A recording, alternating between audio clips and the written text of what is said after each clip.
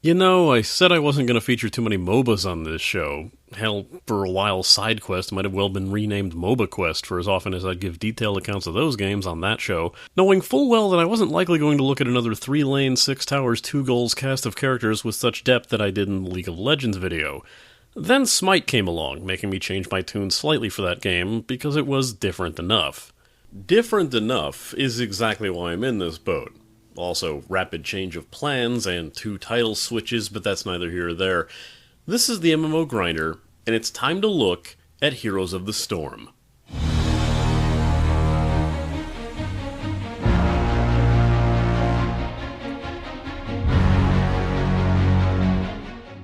So why HOTS? Well, especially why so soon after I just did a side quest on it? A few reasons. First off, this was supposed to be a video about LEGO minifigures online, but in one of the most baffling moves I've seen a company do, they felt the free-to-play model wasn't holding up enough and decided to convert to buy-to-play, shutting down the game for the effective 2 weeks I would have been looking at it. Have I not mentioned the impeccability of my timing before? One of the replacement games we had in mind wasn't going over so well, so in a last-ditch effort we thought, hey, we still playing HOTS? Okay, screw it, full video. HOTS, of course, being the acronym for Heroes of the Storm, formerly Blizzard All-Stars, Blizzard's answer to the fact that they thought they automatically owned DotA since the engine was composed in Warcraft 3. Now with a simple map mod becoming a full-fledged genre, Blizzard decided they needed a piece of the pie, and at least this time they're looking to put their own spin on things. So how different is different? Let's begin and find out.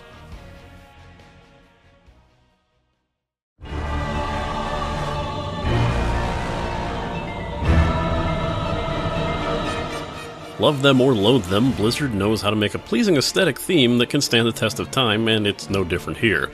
The art style is very colorful, and there is a lot of depth and detail within the game, while also keeping it incredibly easy to pick out skill usage and spot your friends and enemies quickly and easily. It can't be stressed enough just how well the balance between the intricate detail and animation fits, with the need for quick tactical awareness and reactions from the player base. This level of attention works its way into the maps themselves, with little touches like seeing the bases build themselves at each location, or a key unlocking the starting gates when the match begins. Really, you just need to look at the screenshots to understand why the game can be considered pleasing to the eye, though there have been some that have complained about this game's sense of scale, but this baffles us, since sense of scale has always been terrible in Blizzard games. Especially StarCraft, where a lone marine could be 1/10 the size of a battlecruiser on the map, but then we're supposed to believe that thousands of them, including equipment, ship personnel, siege tanks, and storage, can all fit within that ship. Bit of an odd thing to complain about the scale in HOTS by comparison is all we're saying.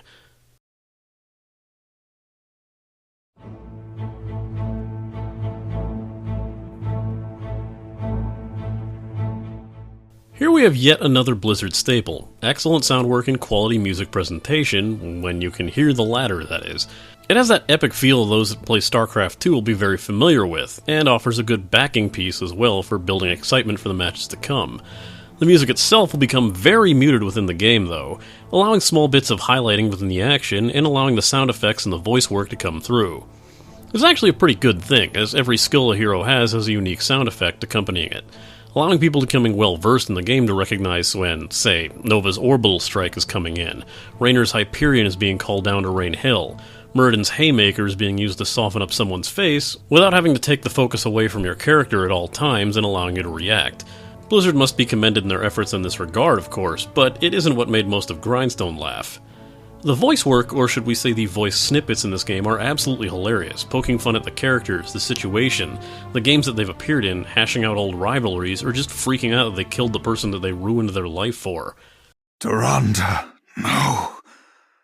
What have I done? He was not prepared. These are just small touches, but they certainly add a nice bit of levity to the proceedings, especially the Yahoo cheer that everyone lets out as the match starts. That bit of excitement just seems to make the game feel more fun, but let's see if they can back it up.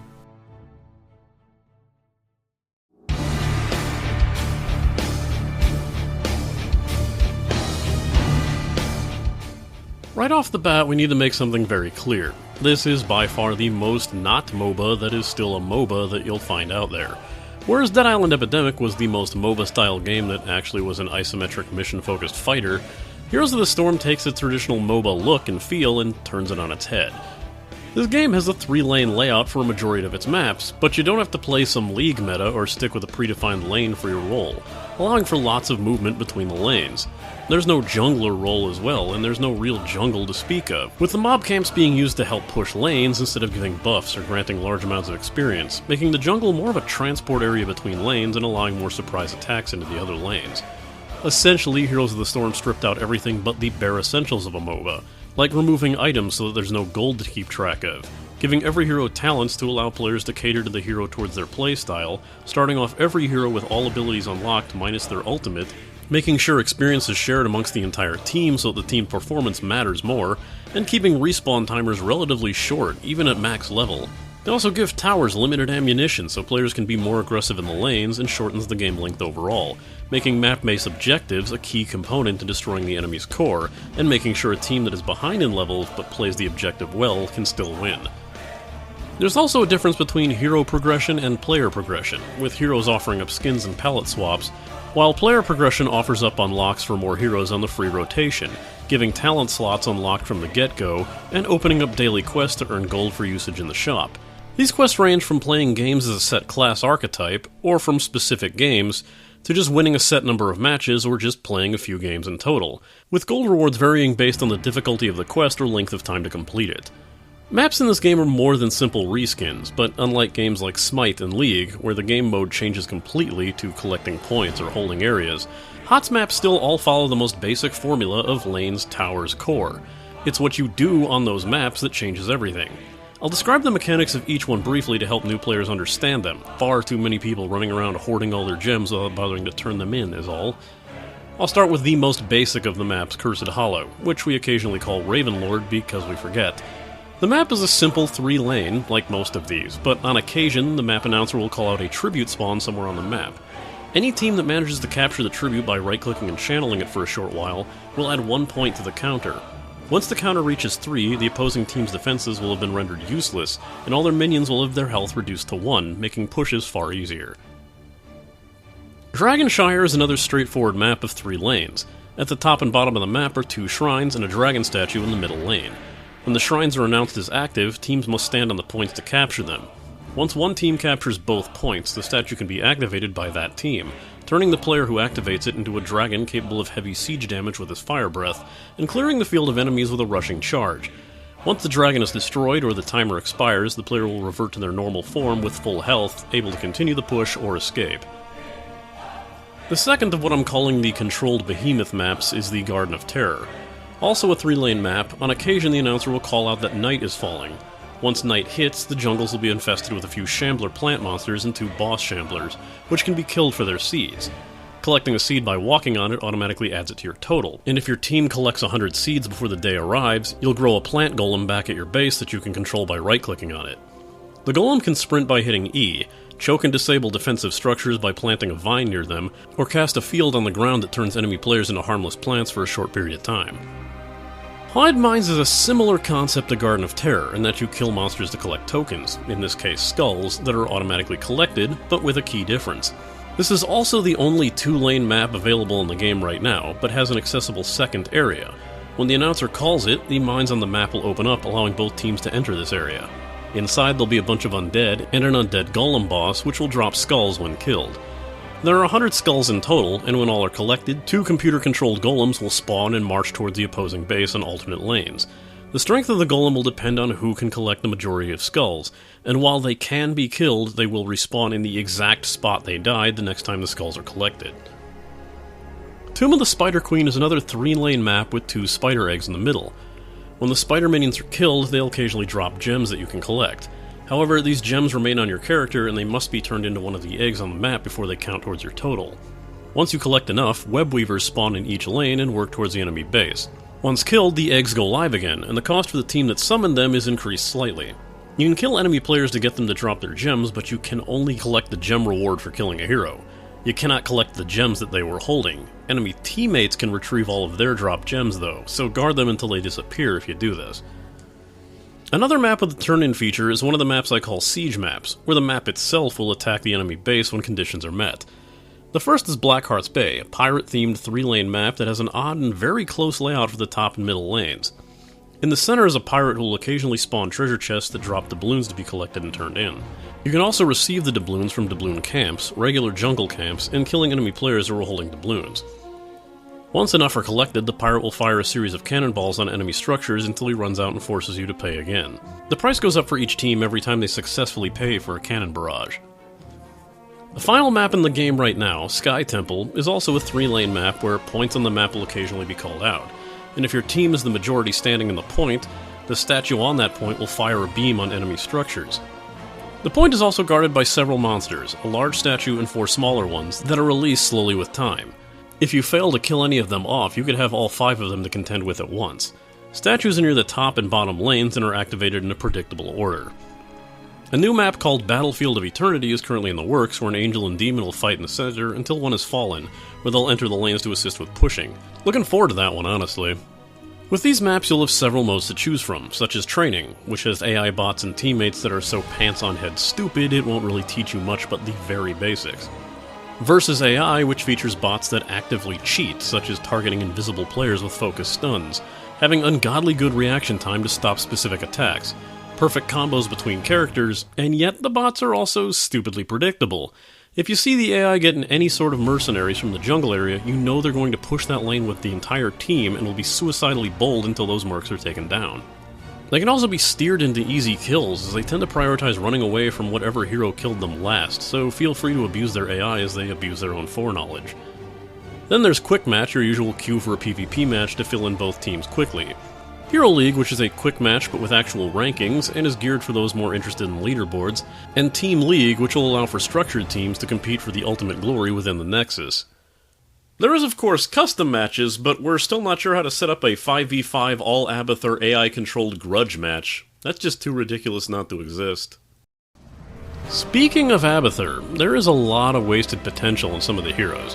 I mean, can anyone explain why Kerrigan, the single most powerful psychic in the known universe, is a melee assassin? She can perform a collection of powerful moves in StarCraft 2, but in Heroes? Which way would you like to try and stab someone with spikes? We're also disappointed that Abathur, the Evolution Master, had such an awkward playstyle, making him dead weight at the start of the match and only coming into his own later. But we're also hoping he would spend the match upgrading minions to try to push lanes with various combinations and not just be stuck in a cocoon. These heroes can vary wildly in playstyle and difficulty, and for once, a lot of the difficulty tags seem justified, like James Raynor being easy mode, while the Lost Vikings are rightfully labeled as very hard. There's a couple curiosities such as Thrall being an assassin, and the aforementioned what the hell is Kerrigan doing, but for the most part the characters play to their particular quirks.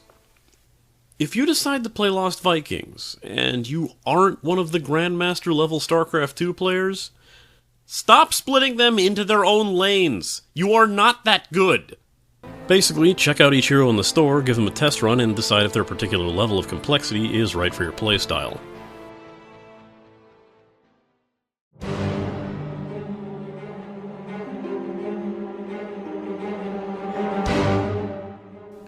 There's a bit of an odd quirk within this genre and this community. While still being terrible and filled with the kind of people who learned English from 4chan and MIRC, this game it's actually rather pleasant. There could still be no small part to the fact that you can't see what the enemy team says in their match, and that the option to mute your own team is always present, but things tend to be more laid back here. There's only a couple games out of the hundreds that we'd played where someone was outright unpleasant within the team chat. The other factor may be due to the fact that everyone gains levels as a team, rewards smart team play over glory hounding, and gives the same takedown credit to everyone that assisted in bringing down an opponent, not just the one who dealt the death blow. You also have the odd situation where you can be getting crushed in team fights and be underleveled, but still win the game by actually just playing the map's objectives well. The last point actually brings up an odd bit of criticism that we've seen, where people will constantly claim that this game is a race to level 10 and the first one there will automatically win. The logic there being is that's when you unlock your ultimate. But your ultimate ability will rarely be the single cinching play that wins the game, and quite a few ultimates are frankly rather terrible, so your ability to play your hero in the map will trump being beaten to 10 any day, and it's not exactly difficult to get caught up. However, and pardon for being cynical here, but it seems that with the open beta, and now launch, a lot of people from other MOBAs are coming over trying to make this hip new thing their own and wanting to force their own will onto the game. While not outright annoying, and the person will usually be laughed down, it is amazing how many League of Legends style players will come in, make hilariously awful statements, and try to play the game like it's League before bringing down the entire team. I kinda see them all as a physical representation of this line. I keep killing, but no loot comes out. This game makes no sense. Yeah, I know that's a joke about her being from Diablo, but it works both ways.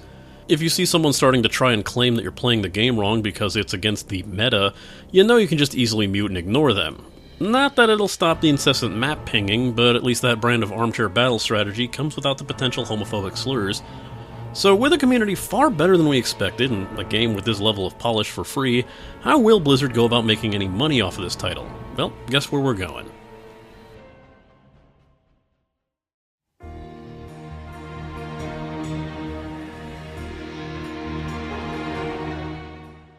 There isn't much to talk about in the cash shop at the moment, outside of the genre staples like cosmetics, heroes, and buffs, but what is here is rather interesting. As an example, you won't find simple recolor jobs here for sale, but rather full remodels of the characters, sometimes offering up unique abilities, animations, and audio to accompany them. All those recolor jobs that you'd pay real money for in other MOBAs are just simple level unlocks for each hero, although they do tend to add bits of detail here and there as well. There's also a no cash shop currency system here. All prices are listed in the exact dollar amount that they'd cost to purchase, which is a welcome change and helps remove that usual issue of Microsoft point syndrome that's common in this genre.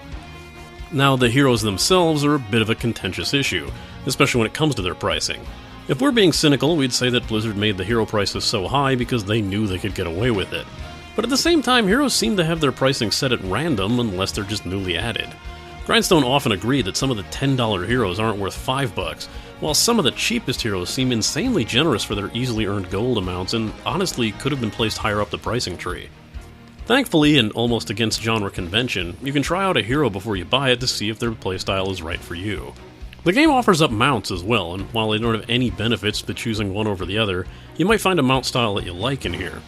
Of course, you can earn some of these mounts by playing other Blizzard titles, which is an interesting take on the cash shop, rewarding veterans of the Blizzard brand and giving them something tangible to show for it in the game.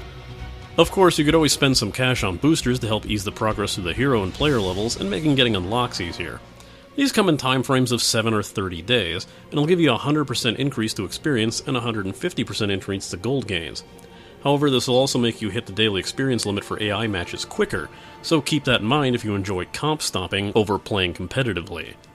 All in all, there isn't much to be found in the cash shop, but what is there can be seen as far too expensive. But at least there isn't anything here that will unbalance the game, and you can even try out the heroes, albeit in a solo one-lane map, but still, kudos to Blizzard there at least.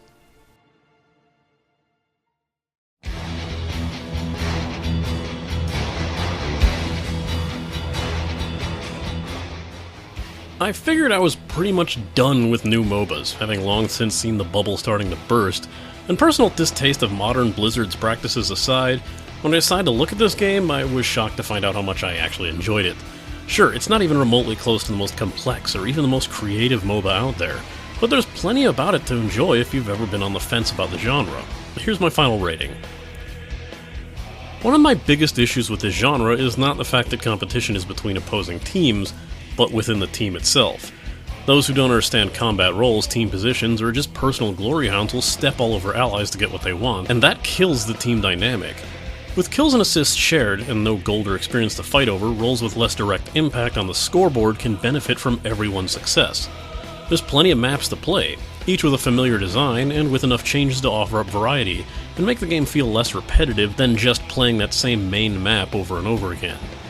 If you have any interest or nostalgia for Blizzard's games, their characters and humor is well present in this game, and Blizzard is fully aware of the preposterous nature of this setup. Fans of Warcraft, StarCraft, and Diablo might get more than a few smiles or chuckles out of this, especially with the constant character interactions. Yeah, these heroes are a bit on the high price side. Sure, you get the recolors for free once you unlock the levels, but skins and hero prices can be intimidatingly high, and some people would rather just play as their favorite hero rather than worry about all the extras that it comes with. Of course, you have plenty of other ways to unlock them if you're patient. Gold accrual might be slow, but with enough time, games, quests, and levels, you can earn a respectable roster without paying a dime. Since hero investments are pricey, at the very least you can try out your character to see if you'll like their playstyle before you fully invest in them. The number one reason I hear from people not liking this game is the exact same reason people are interested in this game. The game seriously dumbs down the concept of the MOBA. There's no item shop, just some talent option changes. No gold to collect, no last hits, no jungle buffs, nothing following the established MOBA norms, and most people aren't going to be into that, especially from someone as high profile as Blizzard. If you prefer competitive titles, you'll definitely want to stick with your preferred title. A new game doesn't mean your favorite is going to stop existing, unless your favorite was Dawngate or Infinite Crisis, but I digress. The big three are still holding the market and going as strong as ever, so there is no reason to jump ship if you're still digging them.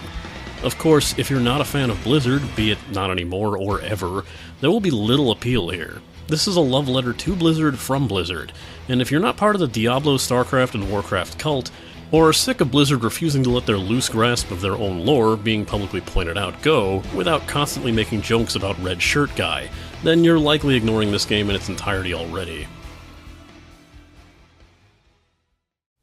This month, and for a while ahead, we're going to be cutting back to one full MMO Grinder episode a month, but that doesn't mean I'm not going to be doing any side content. There'll be plenty more in the weeks to come. So, stay tuned.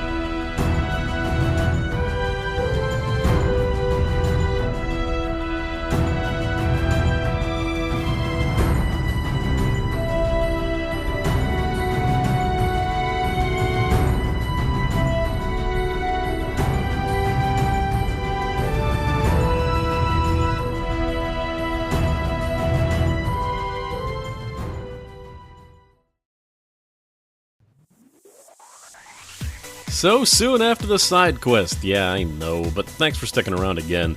If you missed my last episode on the cel-shaded open-world racer that's far less interesting than I just made it sound, you can click the window on the left. Proving that I did have at least one side quest done before the full review, check out the window on the right and see my first impressions of Skyforge in its 4th closed beta test. That ended, like, today. If you want to know more about me, you can follow me on Twitter with @ChaosD1. And if you want to know when I post new episodes and couldn't care less about me making fun of Hot Pockets, follow @MMO_Grinder instead. You can also register for the forums and join up with Grindstone by visiting mmogrinder.boards.net, which I can't link to on here with an annotation because YouTube is weird. I'll put a link in the description. If you hate having money and think I should have to figure out what to do with it instead, consider my Patreon, which I don't charge unless I make a full MMO Grinder episode. The earliest tier even gets to see what game I'm announcing next, so you don't have to rely on vague episode clues. None of that early episode access crap, though. I am not holding my videos hostage. Finally, make sure to give a visit to the only Patreon donator willing to take advantage of his tier's perks, Slipstream, by checking out his streams over at twitch.tv/slipstreamx14, and his streams of consciousness over at mindofthenewbiedev.tumblr.com. Bro, I am gonna play Grab with you sometime on that server you got for us. Seriously now.